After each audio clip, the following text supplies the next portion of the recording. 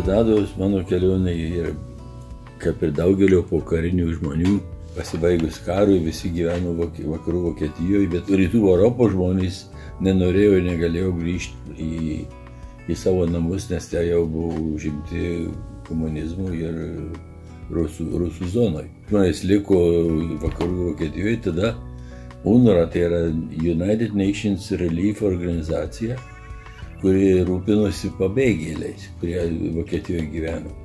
Tada tuo laiku jie sugalvojo juos išemigruoti kur nors, tai sudarė sutartis su įvairiais kraštais, kad priimtų tam tikrą dalį tų pabėgėlių. Ir pabėgėliams, aišku, buvo sąlygos, kurie atvažiavo į Kanadą, tai dažniausiai tik tai jauni žmonės, vyrai, moterys darbam. Vieniem metam padirbus Kanadoje, ar tai miške, ar kasyklose, ar ūkio darbam, jie tapdavo gyventojais arba leisdavo pasilikti ir tapti piliečiais. Tai aš su mano mama mirus 42 metais karo metu, tai aš, mano 7 broliai ir sesuo atsidūrė Vokietijoje, su tėtis ir visa šeima. Ir tada 3 broliai atvažiavo į Kanadą su sutartim. Aš dar buvau nepilnametis, mano brolis nepilnametis ir sesuo ir tėtis mums išvažiavom į Ameriką, kur teta padarė dokumentus, kad galėtume emigruoti. Ir aš Amerikoje baigiau mokslus, įstojau į Pranciškonų ordiną ir 62 metais tapau pranciškonų kunigu. Atvažiavau, buvo paskirtas 69 metais, dirbau čia kaip vikaras 3 metus, paskui buvau išvažiavęs 2 metam į Rochester, New York. Ten buvau 2 metus klebonu ir vikaru, aišku, ir paskui grįžau čia į Torontą 73 metais kaip klebonas. Ta parapija buvo dar mieste tada. Parapija buvo ten, bet aš buvau klebonu 73 ir pabaigiau klebonau 2010. Tai išeina 37 metai iš eilės. Buvo taip. Reiškia, po karo, kai suvažiavo žmonės į kasyklas ir visur dirbti, visi kažkaip pasibaigus 1 metam sutarties, privažiavo labai daug jų į miestus, kaip į Kanadą, į Montrealį ir Torontą. Tie 2 centrai pasidarė lietuvių centrai. Į Torontą buvo čia tūkstančiai jaunų žmonių, vyrų ir atsirado, buvo parapija nuo seniau, parapija steigta 28 metais. Tai buvo, bet tai labai maža buvo, tais laikais ta bendruomenė buvo, tokia bendruomenė, buvo per maža jau tam skaičiui žmonių, kuris atsirado po karo. Tai kardinolas pakvietė pranciškonus iš Amerikos atvažiuoti į Torontą ir įsteigti parapiją. Ir 53 metais tokia parapija buvo įsteigta. Tarp kitko, aš čia tuo laiku buvau irgi lankiausi pas brolius, 3 broliai, kaip sakiau, buvo čia Toronte. Tai dar net tarnavom iš pirmom mišiom šitos parapijos pradžioj. 53 metais. Mišios, kurios buvo laikomos kino teatre sekmadienį. O paskui aš įstojau į pranciškonus ir baigiau 62 metais, mane išvedė kunigus Amerikoje, New York'e. Ir tada aš važiavau 5 metam dar į mūsų mokyklą, gimnaziją, lietuvišką gimnaziją, kuri buvo Kennebunk, Port, Maine. Iki ten išbuvau iki mokyklos principal arba vedėjų iki 69 metų. Tada atvažiavau į Torontą vikarauti. Tas buvo mieste, pačiam centre, ir žmonės gyveno aplinkui, parapiečiai daug ir visi tada būrėsi į tą vietovę, kur buvo parapija. Ir po daug metų jau prasigyveno žmonės, kurie ten gyveno mieste. Jie pradėjo pirkti namus už miestų, priemiesčius, savo geresnius namus, ar ką jie tiesiog galvodavo, bet jau toliau nuo parapijos. Ir pasirodo, mūsų apie parapiją jau liko mažiau žmonių. Ir pamatėm, kad jeigu liksim mieste kaip parapija, tai galų gale žmonės nepajėgs arba važiuoti toli, arba visai apleis ją.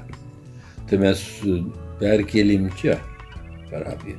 Apie 10 kilometrų yra nuo čia iki tos vietos, kur buvo anksčiau. Nes ten buvo miesto, ne centre, bet mieste. Čia dar buvo viskas tušti laukai ir 2 mokyklos buvo. Seselės turėjo mergaitį mokyklą, o ten kiti vienuoliai turėjo Michael School. Ten 15 akrų žemė sudarytas. Ir vaikų, berniukų mokykla.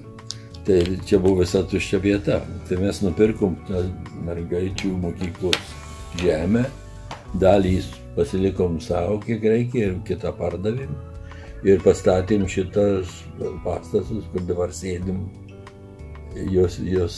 po jos stogu. Pagrindiniai dalykai, kurie katalikų parapijose vyksta, tai jie per amžius buvo patarnavimai su pamaldom, su religinė praktika ir instrukcijom ir panašiai.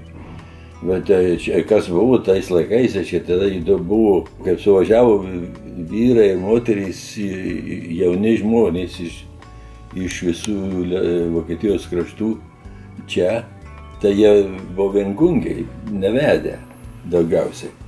Tai čia jie vestuvių, reiškia, kaip pačioj pradžioj, tai čia būdavo savaitę po pusė tuzino kiek.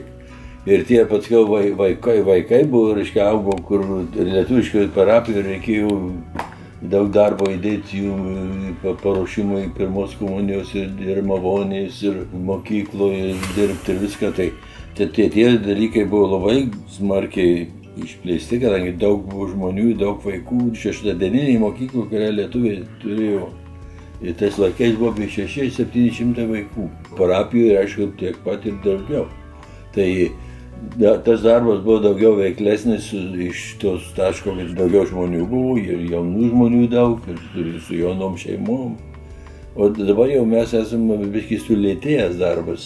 Skaičiai žmonių jau sumažėja, ir parapijoje, galbūt parapiečių yra tik tai 10-dalis, kas buvo tais laikais. O kiti darbai, aišku, dabar atsiranda ir kalbos reikalas, reikia ir 2 kalbas žinot, nes jau jaunimas auga, o jų lietuvių kalba nestiprėja, bet silpnėja.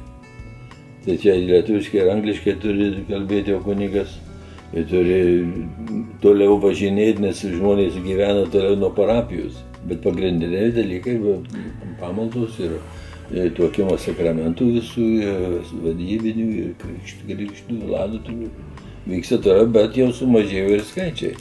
Žinok, jau šitą kartą dabar, kur atvažiavo po karo, jau 70 metų po karo, tai jau keliauja sparčiai ir jau jų neužilgo visai neliks. Retėja, reiškia, tie skaičiai tų žmonių, bet o jaunimas irgi su savo mokslu ir kalbos žinojimu vaikosi savo darbus, ir yra šeimų, kur turi vaikai gyvena jau anoj pusė Kanados ar Amerikoje, įsiblaško taip plačiai, kad jau nėra parapija nėra centras visko, kaip kadaise, kad būdavo. Atvažiavusių yra daug, bet mes jų nematom, nes daug jų yra nebažnytiniai, jiem rūpi kiti reikalai. Arba per toli nuvažiuoja kur nors iš miesto, jiems bažnyčią pasiekti yra sunku. O jie turi, žinai, jie atvažiavę naujai, jie skaitosi ir su pinigu, ir su viskuo. Tai jiem, tai skaičiai labai sunku pasakyti.